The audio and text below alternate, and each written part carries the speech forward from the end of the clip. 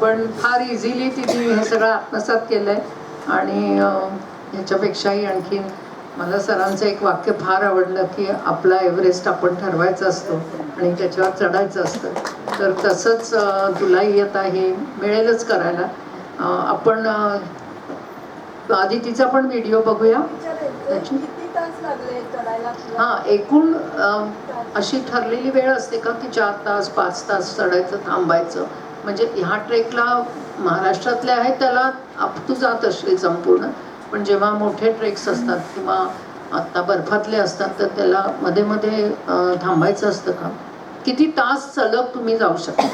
म्हणजे आता Everest base कॅम्पचंच सांगते. त्याचं असं आहे की 7 दिवस जायला 7 दिवस यायला लागतात. आणि मध्ये मध्ये असे टी स्टॉल्स म्हणजे टी हॉटेल्स बनवलेले छोटे छोटे, तिथे आपण राहू शकतो वगैरे. तर तेवढा डिस्टन्स तुम्हाला चालायचा असतो कमीत कमी, म्हणजे 5-6 तास एका दिवसाचं म्हणजे चालायचं असतं. आणि तेव्हा जाऊन ते आपण त्या हॉटेलवरती पोचतो. म्हणजे जेव्हा आपण बुकिंग करतो की आम्हाला असं जायचं आहे ते परमिशन, तेव्हाच ते लोक सांगतात की तुम्हाला या हॉल्टवरती थांबायचं आहे. आणि तसं तसं आपण जे गाईडसोबत असतो ते आपल्याला घेऊन जातात. आणि तसं बघायला गेलं ते असं बजाळुजू वगैरे आहे, किनाबलू, किलीमंजारो, ते म्हणजे हाईटमध्ये मोठे आहेत बट ते 2-3 दिवसाचे ट्रेक्स असे. म्हणजे किलीमंजारोला कसं 1 दिवस चढून जायचं, ते फुल रेन फॉरेस्ट, तिथे जाऊन वरती थांबायचं. त्यानंतर दुसऱ्या दिवशी परत उठून दुसऱ्या कॅम्पसाठी निघायचं आणि तिसऱ्या दिवशी समिटसाठी जायचं. सॉलिड कॉन्फिडन्स आहे तिचा बाबतीत.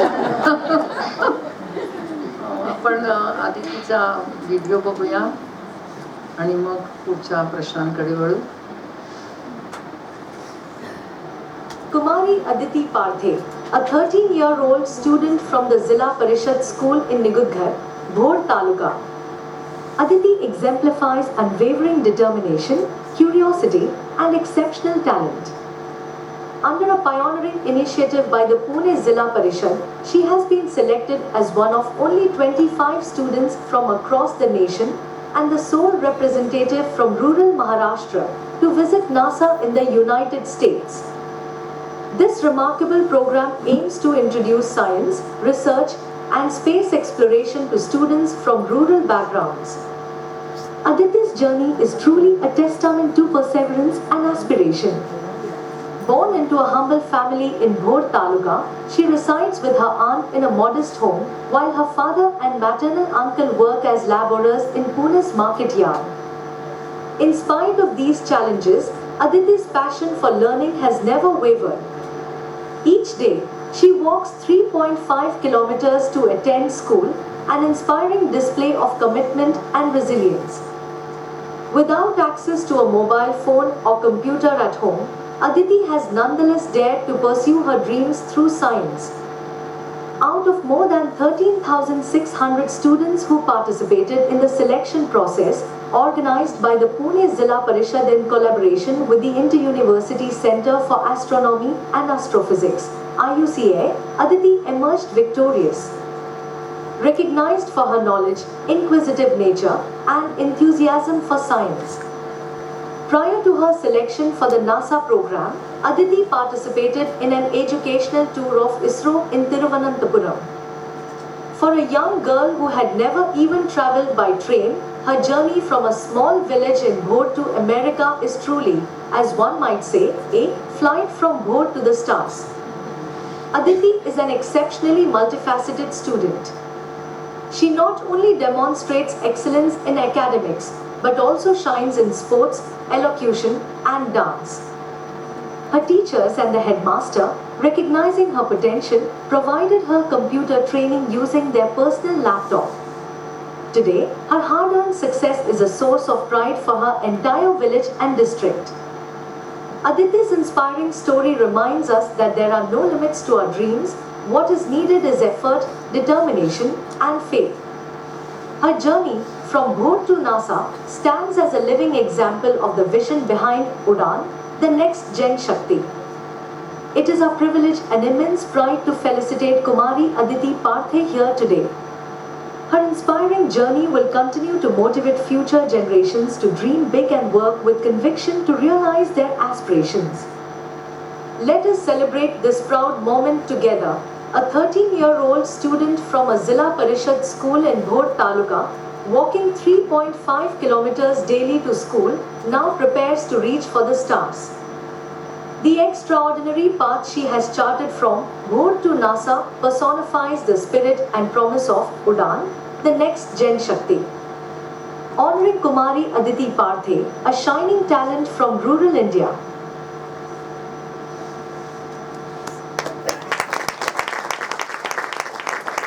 आदिती, याच्यामध्ये इथे लिहिलंय की तू कधी ट्रेनमध्ये पण बसली नव्हतीस, कारण भोर तालुक्यातनं पुण्याला यायचं म्हणजे एस टी शिवाय दुसरा पर्यायच नाही, किंवा काय तो ट्रान्सपोर्ट आपण रस्त्यावरनंच येतो. पण पहिल्यांदा तू विमानात बसलीस आणि मुंबईहून गेली असशील ना तू, तर किती मुलं होती तुझ्याबरोबर सगळ्या ह्या प्रवासामध्ये? म्हणजे जिल्हा परिषदेच्या शाळातनं गोळा झाली असतील ना मुलं. कसा होता तुमचा प्रवास? म्हणजे भोरपासनं तू कशी पोचलीस त्याचं थोडक्यात आम्हाला सांग ना, कसे गेलात? पहिले तर आम्ही 14 नोव्हेंबरला घरातून निघालो.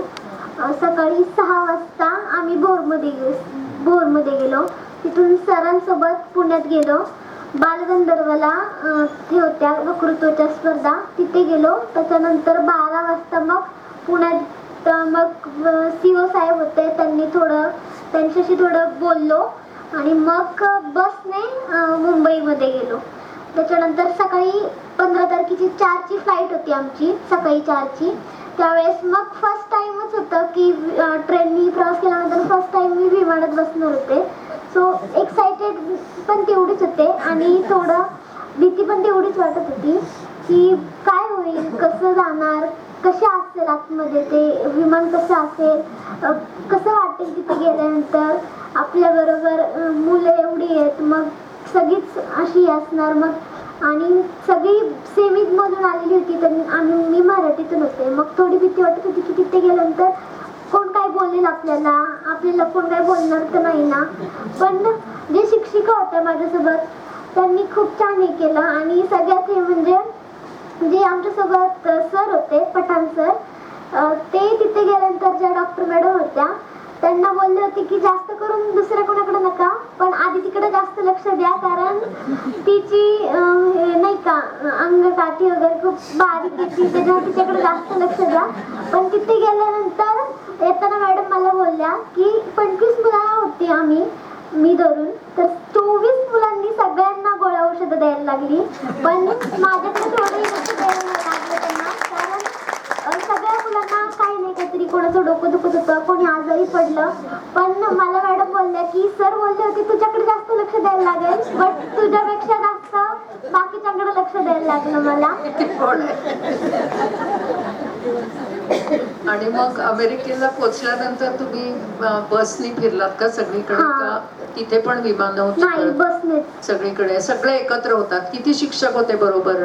3 शिक्षिका, 1 डॉक्टर आणि आम्ही 25 मुलं आणि ह्याचे ग्लोबल हॉलिडेजची लोक होती. अच्छा. आणि मग तिकडची लोक तुम्हाला भेटली, त्यांनी पण तुम्हाला सगळं दाखवलं असेल ना तिकडे? किती दिवस होतात तुम्ही तिकडे? 10 दिवस होतो.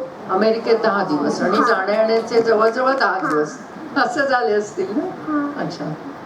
तर याच्यासाठी शाळेनी मदत केली, आर्थिक मदत म्हणजे फायनान्शियल मदत, जसे तिकीट काय असतात, किंवा सरकारने मदत केली का जिल्हा परिषदेच्या शाळेने तुम्हाला आर्थिक मदत दिली का काय? त्याचं म्हणजे आम्हाला कोणालाच हे माहिती नाहीये म्हणून विचारते. या सगळ्याचा खर्च जिल्हा परिषदेने केला. आमचा इकडे राहण्याची सोय, आमचा पासपोर्ट, व्हिसा सगळं त्यांनीच केलं होतं. अच्छा. म्हणजे आज आपल्याकडे आपले सरकार आणि हे जिल्हा परिषद शाळा हे सगळे उपक्रम राबवत आहेत. हे आपण शहरात राहणाऱ्या कित्येक माणसांना आपल्याला माहिती नसतं, पण त्यामुळेच आपली मुलं नक्कीच पुढे होऊन शास्त्रज्ञ होणार आणि आपला देश सध्या ज्या वेगाने प्रगती पथावर जातोय त्याला हीच मुलं पुढे आणणार आहेत, हे मात्र नक्की.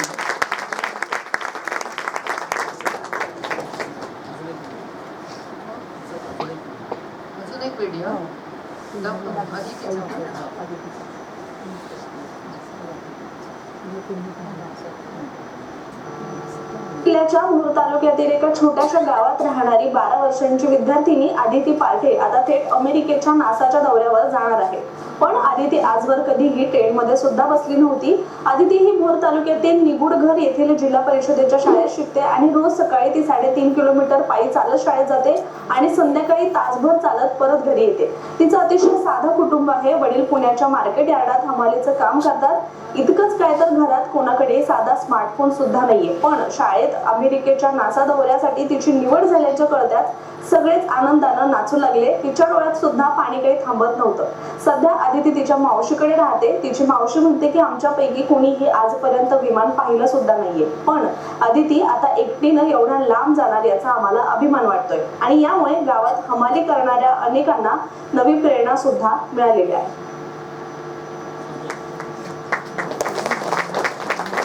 फार छान वाटलं दोघींची गप्पा मारून. सीमाताई, तुम्हाला आता यांनी पण एक प्रकारचं शिक्षणच याच्यामध्ये घेतलं होतं. तुम्ही तुमच्या व्हिडिओमध्ये सांगितलं की तुम्ही 12वी पर्यंत आधी शिकलात आणि मग पुढचं सगळं शिक्षण घेतलं. तर आणि आता त्या स्वतः MA MEd आहे. तर आम्हाला नक्कीच आवडेल की तुम्ही काय शिकलात, कुठला विषय होता तुमचा, तुम्ही काय शिकवता, म्हणजे शिक्षणाच्या शास्त्रातलं तुम्ही कसं हे पूर्ण केलं ते आम्हाला ऐकायला नक्कीच आवडेल. शिक्षणाची आवड पहिल्यापासूनच होती. काही कारणाने लग्न लवकर झालं, पण शिक्षणाची जी आतून जी ही होती इच्छा, प्रकट इच्छा, प्रबळ इच्छा, त्यासाठी मला साथ दिली माझे मिस्टर श्री राजेंद्र शिंदे, जे पोलीस खात्यामध्ये आता ASI पदावर आहेत पिंपरी चिंचवड कमिशनर ऑफिसमध्ये. तर त्यांना माहीत होतं, म्हणजे मी मामाचीच मुलगी आहे त्यांची. ते म्हणाले की नाही, मी तुला शिकवणार, तू टेन्शन घेऊ नको. तू माझ्या सगळ्या ॲडमिशनचे फॉर्म भरण्यापासून तिथं सबमिट करेपर्यंत सगळं ते करत होते. मग मी असंच D.Ed केलं 12वी नंतर आणि जॉबला लागले. पण एवढे की शिक्षण करता करताच मला मुलं पण झाली, त्याच्यामुळे लहान मुलांचं बघून मला सगळं करावं लागत होतं. आणि D.Ed झाल्यानंतर नोकरी पण लगेच लागली. मग त्याच्यामध्ये मला सासूबाईंची जास्त साथ मिळाली. सासू सासरे माझ्या आता हयात नाही आहेत. त्यांनी माझ्या मुलांना खूप छान सांभाळलं. जी कोंडावळी शाळा होती ती माझ्या घरापासून 2.5 तास प्रवास करून, म्हणजे 52 किलोमीटर होती. 4 गाड्या बदलून मला जावं लागत होतं. म्हणजे एकच बस नव्हती, 4 बसेस बदलत जावं लागत होतं. आणि ते जे दिवस होते खूप हे होते, म्हणजे धकाधकीचे दिवस होते. पण एकदा आपण फ्लोमधून बाहेर पडलो तर मग ते शिक्षण होत नाही. मग हे म्हणायचे मिस्टर की तू एक्सटर्नल कर. मग एक्सटर्नल BA केलं. BA इंग्लिश खूप विषय आवडीचा होता. BA इंग्लिशमधून केलं. मग म्हणाले MA पण करून टाक. MA इंग्लिशमधूनच स्पेशल माझा विषय होता. MA केलं.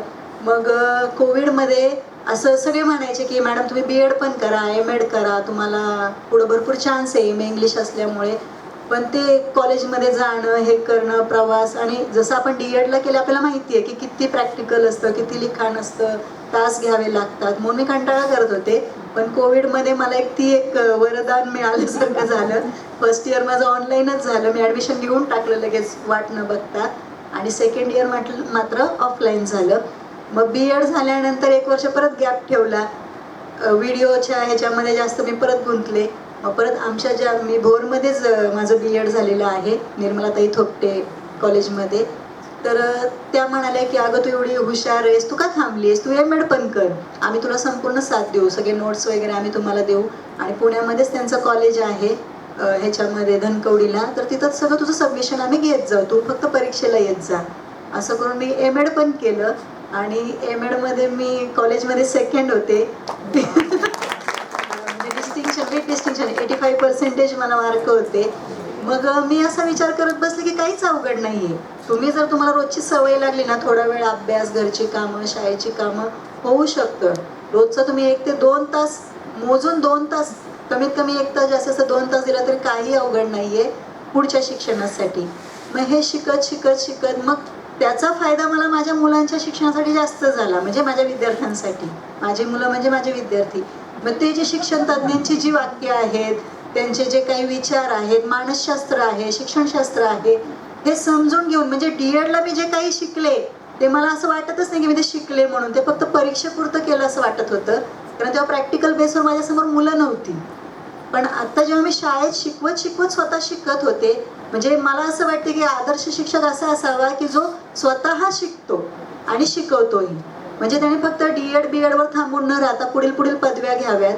आता माझ्या मागे सगळे लागलेत की आता तुम्ही PhD पण करून टाका. मी आता सेटचा फॉर्म भरलेला आहे, बघू. पण एक कुठंतरी असं वाटतं की मला आता थांबलं पाहिजे, की जर मी परत PhD कडे वळले तर त्यात जास्त वेळ जाईल, मग व्हिडिओ थांबतील किंवा शाळेमधलं थोडंसं कामामध्ये पण मला मागं म्हणजे एक उत्साह असतो, पण शरीर कुठंतरी थकतं, मेंदू कुठंतरी थकतो, दमतो.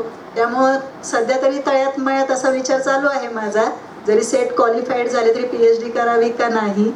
पण 100% तरी मला असं वाटतं की मी आता माझा उरलेला सगळा वेळ माझ्या मुलांसाठी, माझ्या घरच्यांसाठी द्यावा आणि आणखीन नवोपक्रम जेवढे मला सुचतील ते राबवावेत आणि त्याचा फायदा इतर शिक्षकांना, पालकांना, विद्यार्थ्यांना व्हावा. त्यासाठी जास्तीत जास्त व्हिडिओ बनवावेत असं मला वाटतं. आणि ह्या समाजामध्ये सगळ्यात महत्त्वाचं म्हणजे एक चांगला नागरिक घडला पाहिजे. तुम्ही माझे व्हिडिओ पाहिले असतील, फक्त अभ्यासाचे व्हिडिओ नसतात. त्याच्यामध्ये बरेचसे तुम्ही म्हणता तसं कोडी जे बुद्धीला चालना देणारे असतात, मेंदूला हे करणारे असतात, चेतना देणारे असतात आणि फनी पण असतात, म्हणजे गमतीशीर पण असतात, की मूल त्याच्यामध्ये रमलं पाहिजे आणि नकळत शिकलं पाहिजे आणि त्याला ओढ लागली पाहिजे शाळेची. माझे विद्यार्थी घरी राहत नाहीत, एवढा 54-55 पट पूर्ण वर्ग गच्च भरलेला असतो, जागा नसते वर्गात फिरायला. म्हणजे एवढा पट आता वाढलेला आहे आणि लोकांचं जिल्हा परिषदेकडे बघण्याचा दृष्टिकोन बदललेला आहे, की अशा प्रकारे पण शिकवलं जातं, अशा प्रकारे जिल्हा परिषदेच्या शाळेमध्ये विद्यार्थी घडतात. हे मला जास्त करून ते सांगायचंय लोकांना. सरकारी शाळा आहे, काय शिकवणार आहे, शिक्षक नुसते पगार घेण्यापुरते येतात असं नाहीये. कितीतरी माझ्या ज्या शिक्षिका भगिनी आहेत, सर आहेत, आता हिचे पण सर आलेले आहेत, ते खरंच तळमळीने पोटतिडकीने शिकवतात, मुलांसाठी झटतात, मेहनत घेतात, म्हणून आज मुलं आपली NASA इस्रोपर्यंत पोहोचलेली आहेत. मग ह्या सगळ्या गोष्टी मला मोबाईलच्या मार्फत, आता तुम्ही म्हणालात तसं मोबाईल जसं चांगला आहे तसा वाईटही आहे. उगीच कसल्याही रील्स स्क्रोल करत बसण्यापेक्षा जर असे एज्युकेशनचे रील्स आले, पालक पण थोडा वेळ थांबतात, बघतात, मुलांना सांगतात, अरे असं सांगितले शिंदेबाईंनी, ते करायचंय बरं का. म्हणजे हे ऐकून पण मला खूप छान वाटतं की आपण केलेलं काम कुठंतरी त्याचं चांगलंच आउटपुट मिळते, वाईट काहीच होत नाहीये. आणि जो वेळ मुलांचा मोबाईलमध्ये उगीच बाकीचे रील्स बघण्यामध्ये जात होता तो जात नाहीये. आणि आणखीन आनंदाने सांगावीशी गोष्ट की माझे व्हिडिओ कॅनडामध्ये राहणाऱ्या एक महिला भगिनी जी आपली महाराष्ट्रीयनच आहे, तिने मागे सांगितलं होतं की मी तुमच्या शाळेत माझ्या मुलाला घालणार आहे. ती कॅनडातून आली पण इथं आणि त्यांनी आधी मला मेसेज केला, मॅडम मी येणार आहे बरं का, मी येणार आहे. मग मी त्यांना सांगितलं माझ्याकडे 5वीचा वर्ग आहे, पहिलीचा नाहीये. आणि दुसरी गोष्ट, तुम्ही एवढ्या लांबून इथे येणार आहात का तर त्या मुलाला आपल्या भारतीय संस्कृतीची ओळख व्हावी, तो असा छान मस्तपैकी समाजाबरोबर शिकावा, त्याला 4 गोष्टी चांगल्या कळाव्यात, त्यासाठी तुम्ही इथे येणार आहात. मग जांभ्यासारख्या ठिकाणी तुम्ही मायलेकरं राहणार, मग थोडंसं त्याला जड जाणार, एकदम फॉरेनवरून तो इथे येणार. त्यापेक्षा तुम्ही तुमच्याच माहेरच्या गावाला, नगरच्या आहेत त्या परदेशी मॅडम म्हणून, तर ते आता नगरला आलेले आहेत आणि त्यांनी मराठी शाळेमध्ये त्यांच्या मुलाचं ॲडमिशन केलेलं आहे. ही खरंच माझ्यासाठी खूप कौतुकाची गोष्ट आहे की माझ्या एका व्हिडिओमुळं एवढा परिणाम झाला की परदेशातून आपले भारतीय माघारी आलेत, ते पण मराठी शाळेत शिकवण्यासाठी. आणखीन काय पाहिजे. खूप छान, खूप म्हणजे इतकं शिक्षण तुम्ही घेतलंय ज्याच्यासाठी अति प्रचंड टाइम मॅनेजमेंट करायला लागते, म्हणजे प्रचंड. खरंच लागते. म्हणजे बायकांना तर लागते, पण असं काही करायचं असेल तर जास्त लागते. फक्त शारीरिक कष्ट नसतात तर बौद्धिक कष्ट पण त्याच्यासाठी घ्यायला लागतात, की जे तुम्ही केले. तुम्ही जसे व्हिडिओज करता तसे इतर काही शिक्षकांना शिकवावं किंवा असं वाटतं का तुम्हाला? कारण तुम्ही एका ठिकाणी करता, पण असं अनेक शाळा आहेत, आणखीन दुर्गम भागात आहेत, तर तिथे त्या मुलांना असं काही करावं किंवा त्या शिक्षकांनी करावं असं तुम्ही आवाहन करू शकता या? नाही, उलट माझे व्हिडिओ आल्यानंतर या वर्षभरामध्ये मला बऱ्याच शिक्षकांचे व्हिडिओ पाहायला मिळालेत, की जे माझ्यासारखेच व्हिडिओ क्रिएट करायला लागलेले आहेत. वेगवेगळे उपक्रम जे काही ते करतात ते व्हिडिओ रूपामध्ये लोकांपर्यंत पोहोचवत आहेत. त्याचा पण फायदा असा झाला की जिल्हा परिषद शाळेचं अजून कौतुक केलं जाते की मराठी शाळा अशा असतात बघा, या शाळेमध्ये असं शिकवलं जातं. आणि बरेच शिक्षकांना पण प्रेरणा मिळते. माझं D.Ed जिथं झालेलं आहे, भास्करराव कर्वे D.Ed कॉलेज माझं इथलं एरंडवणामधलं, त्या ताई पण मला सारख्या बोलवतात, खांदोडे ताई, देशमुख ताई, की तू आमच्या D.Edच्या मुलींना एकदा त्यांची एक कार्यशाळा घे की कशा प्रकारे हसत खेळत शिकवलं जातं. पण थोडंसं शाळेतल्या गोष्टी असतात, रजा काढूनच जावी लागते, रजा 12च रजा असतात माझ्याकडे. त्याच्यामुळे मी त्यांना थोडंसं होल्डवर ठेवलेलं आहे.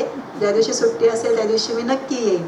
म्हणजे मला आवडेल असं शिक्षकांना ट्रेनिंग द्यायला, सांगायला. म्हणजे माझ्यासारखे अजून शिक्षक तयार झाले पाहिजेत.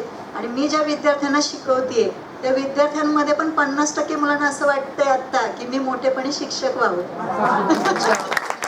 आणि तुमच्यासारखेच इतर विद्यार्थी घडवावेत. म्हणजे आम्ही जर डॉक्टर झालो, इंजिनियर झालो, फक्त आम्ही तेवढंच. पण तुमची अशी ओळख आहे की तुम्ही डॉक्टर, इंजिनियर घडवताय.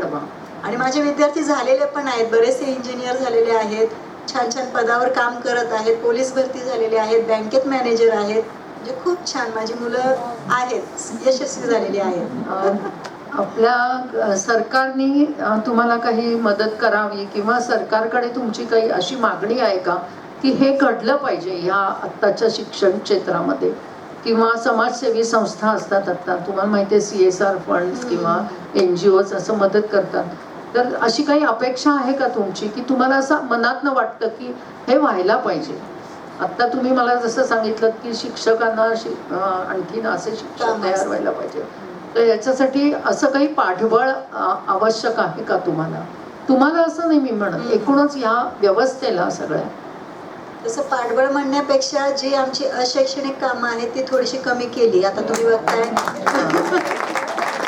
जनगणनेची कामं आम्ही केली उन्हाळ्याच्या सुट्टीमध्ये. भर उन्हात आमचे कितीतरी शिक्षक गेले बिचारे, म्हणजे त्यांना स्वर्गवास झाला अरे बापरे. त्या उन्हामध्ये काम केल्यामुळे. ऍक्सिडेंटमध्ये काही गेले, तर वाईट वाटलं मला खूप. ठीक आहे, मान्य आहे, सगळेच काम करतात उन्हाळ्यामध्ये, शेतकरी पण शेतात राबतात.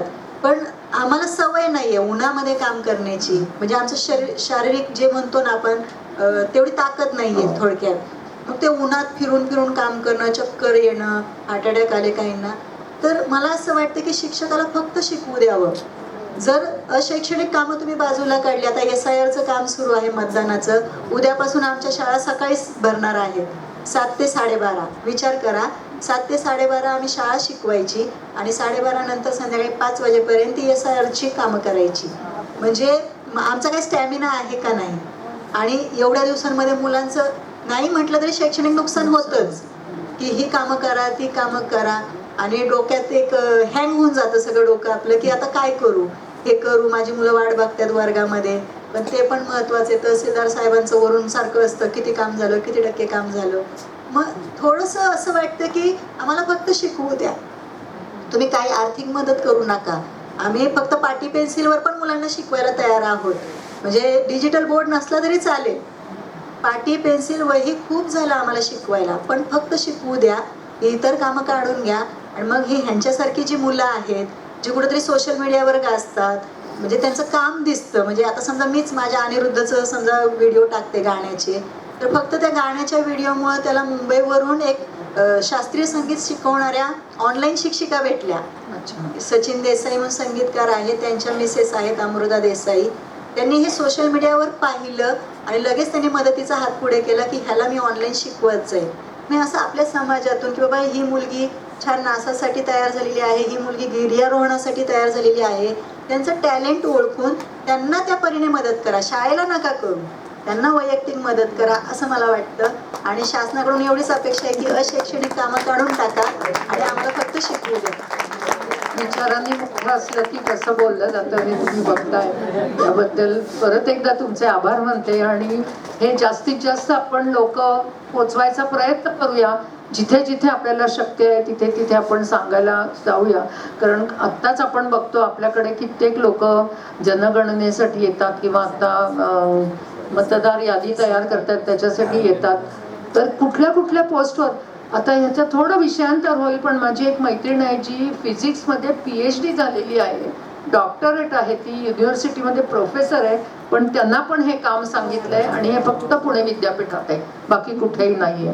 पण आता काही पर्याय नाही. ती म्हणली नोकरी का काय करायचं हा प्रश्न आलाय, पण करायलाच पाहिजे कारण नोकरी आहे शेवटी.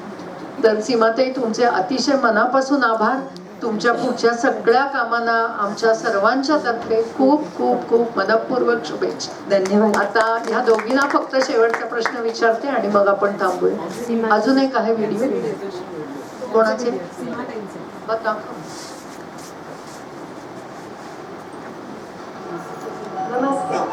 मी सौ सीमा राजेंद्र शिंदे, जिल्हा परिषद प्राथमिक शाळा जांभे, तालुका मुळशी, जिल्हा पुणे येथे उपशिक्षक म्हणून कार्यरत आहे.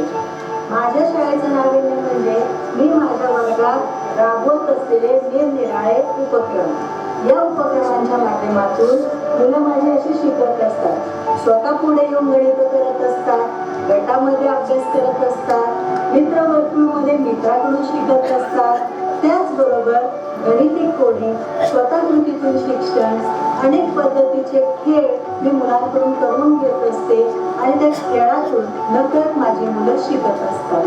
तर अशा या माझ्या वर्गाचे जे काही उपक्रम आहेत ते सर्व मी व्हिडिओ रूपामध्ये यूट्यूब, फेसबुक आणि इंस्टाग्रामवर अपलोड करत असते. याचा फायदा फक्त माझ्या मुलांना होत नाही, तर पूर्ण देशभरातील, जगभरातील जी काही आपली मराठी मुलं आहेत त्यांना अभ्यासासाठी याचा फायदा होतो. याचा मला अत्यंत आनंद होतो. आणि या माझ्या कामाची दखल हिंदू महिला सभा पुणे यांनी घेतली असून त्यांनी माझं यथार्थ असं स्वागत आणि यथोचित असा सन्मान मला देण्याचं ठरवलं आहे. त्याबद्दल मी हिंदू महिला सभा पुणे यांची खूप खूप ऋणी आहे. धन्यवाद.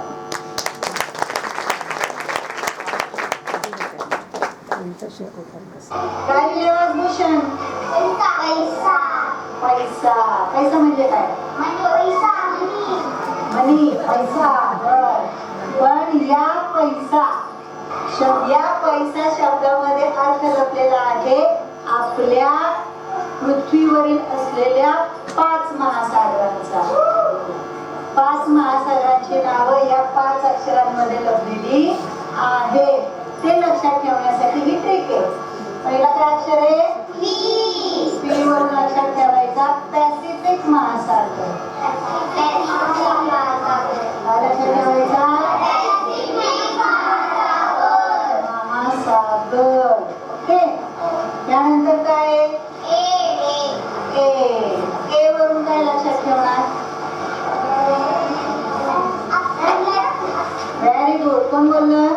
अटलांटिक महासागर. अटलांटिक महासागर. बरोबर. त्यानंतर काय आहे अक्षर सांगा? आय. आता इथं आय जरी असला तरी इथं आय इंग्लिश शब्द लक्षात ठेवायचा. Indian ocean. इंडियन ओशन म्हणजे आपला हिंदी महासागर. काय लक्षात ठेवायचा? हिंदी महासागर. ओशन. बरोबर. हिंदी महासागर. ओके. आय वरून काय लक्षात ठेवणार? इंडियन ओशन म्हणजे हिंदी महासागर. त्यानंतर काय येतं? आता हे पण एस इंग्लिश करून लक्षात ठेवायचं. साऊथ. काय? साऊथ म्हणजे कोणती दिशा? दक्षिण दिशा. मी आज दक्षिण वरून काय लक्षात ठेवायचं? दक्षिण महासागर. त्याच्यामध्ये एक नाव आहे, त्याचं नाव आहे अंटार्क्टिक. काय म्हणायचं? दक्षिण अंटार्क्टिक महासागर. आणि शेवटचं, जरी तुम्हाला हे जास्त आता वाचनात नसले तरी तुम्हाला स्पर्धा परीक्षेला याचा उपयोग होतो. बरोबर ना? त्याच्यानंतर शेवटचं आहे ए वरून येतं आर्टिक. आर्टिक महासागर. राईट का लक्षात मग? या 5 महासागरांची नावं लक्षात राहतील. पी वरून पॅसिफिक महासागर, ए वरून अटलांटिक महासागर, आय वरून इंडियन ओशन म्हणजेच हिंदी महासागर, एस वरून साऊथ अंटार्क्टिक म्हणजेच दक्षिण अंटार्क्टिक महासागर आणि शेवटचं ए वरून आर्टिक महासागर.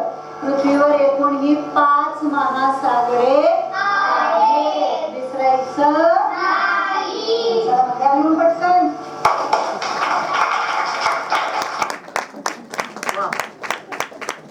जुना वर्ग आहे तो माझा हो. जुना फळा. आदिती, तुला मला विचारायचंय की आता तू नासाला जाऊन आलीस, तुला पुढे जाऊन काय व्हायचंय? शास्त्रज्ञ व्हायचंय का अवकाशात फेरी मारायची आहे यानातनं, का दुसरं काही करायचंय? तसं म्हणजे काय तर शिकायचंय तुला पुढे? जेव्हा माझी नासाला निवड झाली हे जेव्हा कळालं, खूप लोक मला भेटली. काही जण बोलले की कल्पना चावला हो, सुनीता विल्यम्स हो, काही जण बोलले शास्त्रज्ञ हो.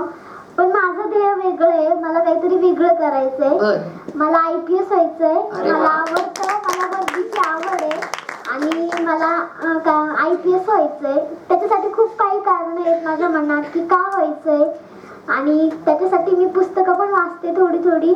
आणि खूप काही प्रश्न पडतात की कसं असेल, कशी परीक्षा असेल. मी गुगलला पण सर्च केलं होतं, कारण काही इकडून मला कळालं, माझ्या मैत्रिणी असतील, की हाईट खूप लागते. तर त्याच्यामुळे मग मी गुगलला सर्च केलं.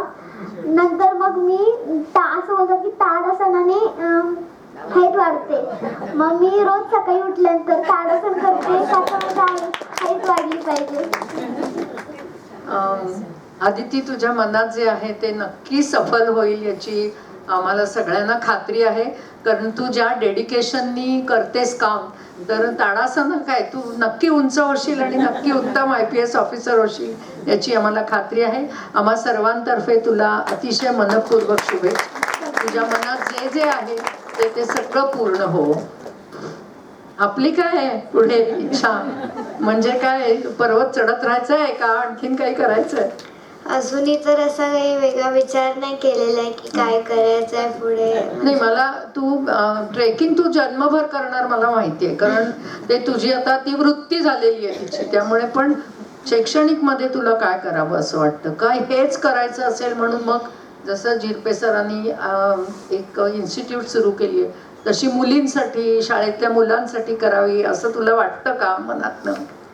असं तर वाटतं कधी कधी. असं ऐकल्यावर दुसरे बोलतात की दुसऱ्यांचं आपण बघितलं पाहिजे वगैरे, तर असं विचार केला तर करू शकेन की अच्छा, असं दुसऱ्यांसाठी असं काही कंपनी, म्हणजे जे दुसऱ्यांना माउंटेन्स वरती घेऊन लहान जाईल मुलांपासून, वगैरे. म्हणजे तुझ्या वयाच्या मुलांपासून जे नेऊ शकतील, जसं तुला नेलं, कितीतरी तुझ्या बरोबर होती ना मोठे तुझे शिक्षक होते त्या ट्रेकिंग मधले, तसे असावेत, तशी तू होशील का असं तुला वाटतं का व्हावं? असं व्हावंसं तर कधी कधी वाटतं की असं होऊ शकेल. तर आमच्या सर्वांच्या तर्फे तुलाही खूप मनपूर्वक शुभेच्छा. सर्वात जगातला तर तुझा एव्हरेस्ट राहिलाय, थोडा बेस कॅम्प पर्यंत जाऊन आली आहेस, तर तोही तू कर आणि नक्की तू त्याच्यामध्ये सुद्धा तुला सफलता मिळेल आयुष्यामध्ये. आपल्या मनातला एव्हरेस्ट, आणि मला ते इतकं वाक्य आवडलेलं आहे की मी पुन्हा पुन्हा म्हणते की खरंच प्रत्येकाने आपला एव्हरेस्ट जपावा आणि तो चढायचा प्रयत्न करावा. तुम्हाला तिघींनाही अतिशय मनपूर्वक शुभेच्छा. धन्यवाद. या दोघींना आशीर्वाद. आणि आम्हा सर्वांना अतिशय आनंद झालेला आहे. एक वेगळाच प्रयत्न आणि वेगळाच विषय असलेल्या या तिघी जणी आपल्या समोर आल्या आणि आपलं मनोगत त्यांनी व्यक्त केलं. तर आम्हा सर्वांतर्फे तुमचे मनापासून आभार.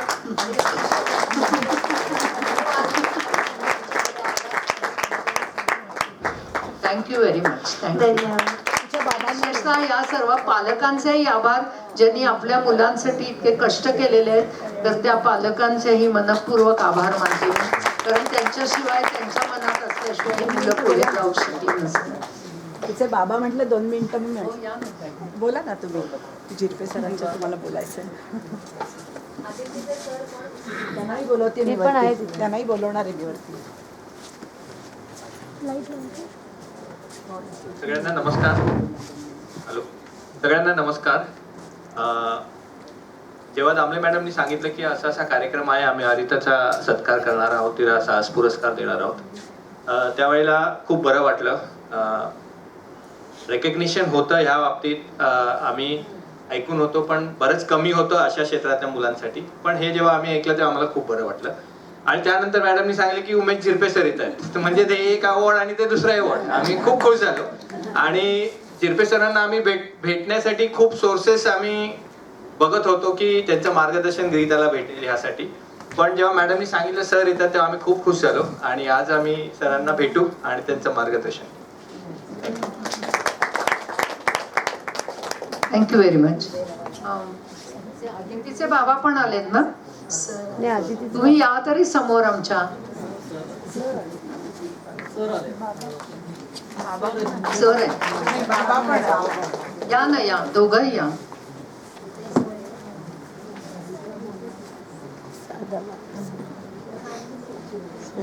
त्याआधी मी एक छोटीशी म्हणण्यापेक्षा गोष्ट छोटीशी असली तरी फार मोठी गोष्ट आहे.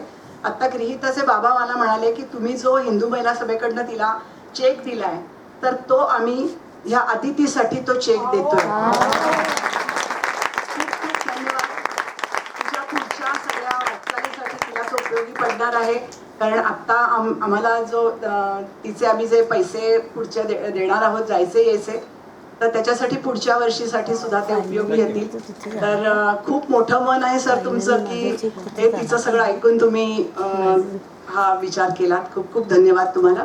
आता मी ज्यांनी आदितीचं इतकं नासापर्यंत जाण्याचा जो सगळा प्रवास होता, आम्ही जेव्हा सुरुवातीला भेटायला गेलो मी आणि यशस्वी तिला, त्यावेळेला हे केंद्रे सर तिच्या वडिलांना घेऊन एका भोरच्या शाळेमध्ये आले आणि त्यांनी आम्हाला सांगितलं की तुम्ही आदितीचं इथपर्यंत 7वी पर्यंत शाळा आहे, तर तुम्ही तिला 8वी नंतर तिला चांगली शाळा, चांगले मार्गदर्शक, चांगलं ती नागरिक घडवण्याच्या दृष्टीने तुम्ही काही प्रयत्न कराल का तुमच्या संस्थेच्या वतीने किंवा तुमच्या काही ओळखी आहेत त्या वतीने. तर ते इतकी कळकळ आणि इतकी तळमळ एखाद्या शिक्षकाला असू शकते. तर मी खरंच आज ते भरून तिचा हा सत्कार बघण्यासाठी मुद्दाम आलेत. तर मी त्यांना विनंती करीन की तुम्ही तिच्याविषयी थोडंसं बोलावं.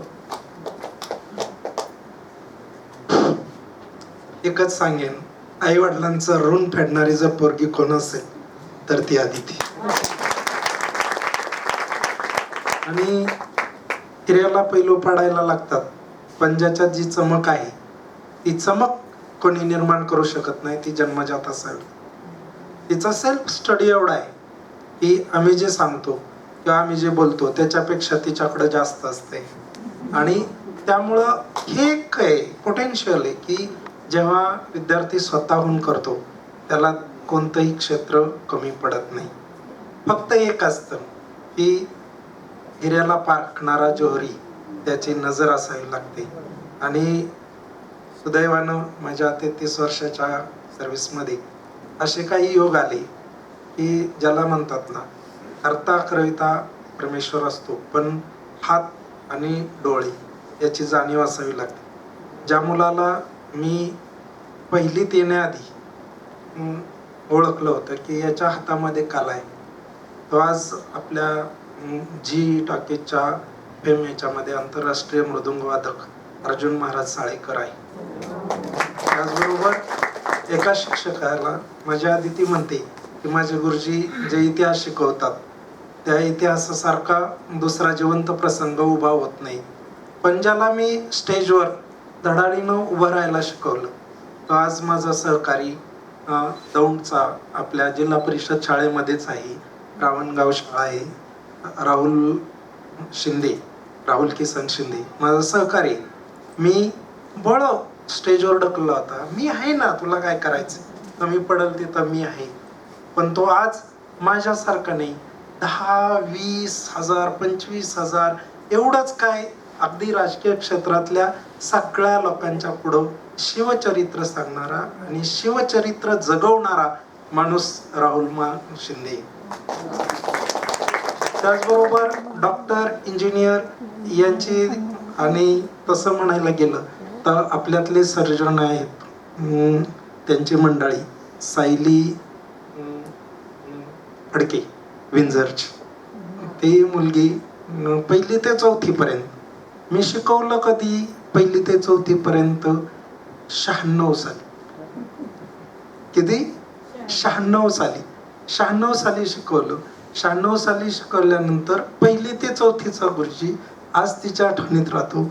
आणि मागच्या वर्षी त्यांनी न्यू कार घेण्यासाठी म्हणून ज्या शोरूम मध्ये गेले होते तिथं किंद्रे नावाचा मुलगा त्यांना सेल्समन म्हणून होता. आणि किंद्रे हे नाव ऐकल्यावर तिच्या डोळ्यात पाणी आलं आणि म्हणले माझे गुरुजी केंद्र आहेत, तुम्ही कुठले सांगा. आणि ऍट ए टाइम तिथनं लगेच नाही म्हणले मला फोन लावून द्या आणि व्हिडिओ कॉल द्या. साधा सुद्धा नाही. सुदैवानं तो मुलगा आमच्या तिथला होता. तो म्हणला माझे काका आहेत ते आणि मी लगेच करून देतो. फोन लावला. मी शेतात काम करत होतो. नाही म्हणले मला गुरुजींना पाहायचंय. मी लावणी करत होतो, पण लावणी करत असताना, भाताची लावणी करत असताना तिथं ते गुरुजींना पाहायचं होतं. म्हणजे ही तळमळ, ही आवड असते. मी ज्या मुलीला फक्त माझ्या सहकारी शिक्षका होत्या बोरसे मॅडम म्हणून, त्यांना म्हटलं इंग्लिशची स्पर्धा आहे आणि इंग्लिशच्या स्पर्धेत तुम्ही निवडली ही मुलगी, जर इंग्लिशची स्पर्धा आहे तर ही मुलगी का नाही. आणि त्या मुलीला मी उठवलं, म्हटलं बाई काय असो तू चल.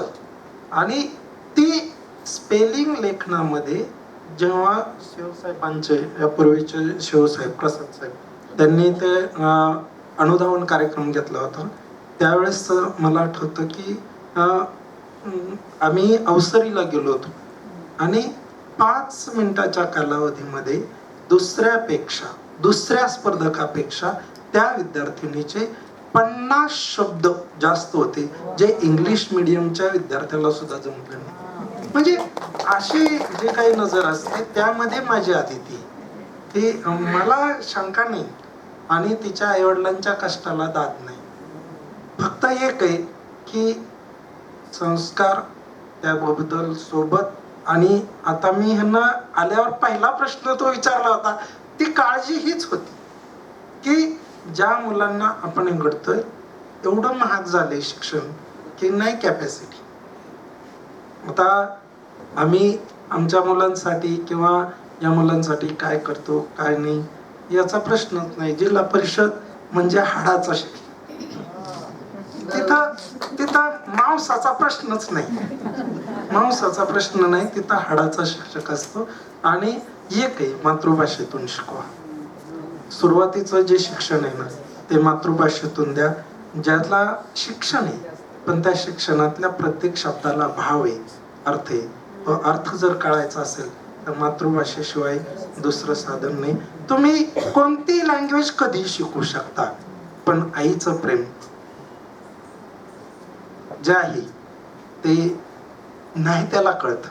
आई त्याला त्याचं गम नाही, पण नाही त्याला कळतं. त्याचप्रमाणे मातृभाषेचं शिक्षण हे आईच्या मायेसारखं आहे, आईच्या दुधासारखं आहे. त्यामुळं मातृभाषेतून शिकवा एवढंच मी सांगेन, बाकीचं काही नाही. माझ्या आधी तिला सगळ्यांच्या शुभेच्छा आहेत. तिचं भविष्य, तिचं करिअर दैवानं घडवलंय, आम्ही नाही. आमच्या सगळ्या स्टाफ, मग त्या तिच्या 6वीच्या पटोड मॅडम असतील, माझे सिनियर बांदल सर असतील, मी असेल, आम्ही फक्त कणमात्र आहोत. तिचे कष्ट अपार आहेत. आम्ही कणमात्र आहोत, तिचे कष्ट अपार आहेत. वाचताना काय वाचायचं, अवांतर वाचन कर, ह्या गोष्टी वाच. खगोलशास्त्राचं, भूगोलाचं नॉलेज जे आहे ना ते टोटली तिचा सेल्फ स्टडी. आणि त्याचबरोबर विज्ञानातले काही प्रश्न असे होते त्या पेपरमधले की ज्याचा आम्ही वाचनात आलंच नव्हतं आमच्या काळात, पण ते तिला येत होतं. ते तिचं कष्ट आहे, आम्ही फक्त नाममात्र आहोत. त्या ह्याच्यात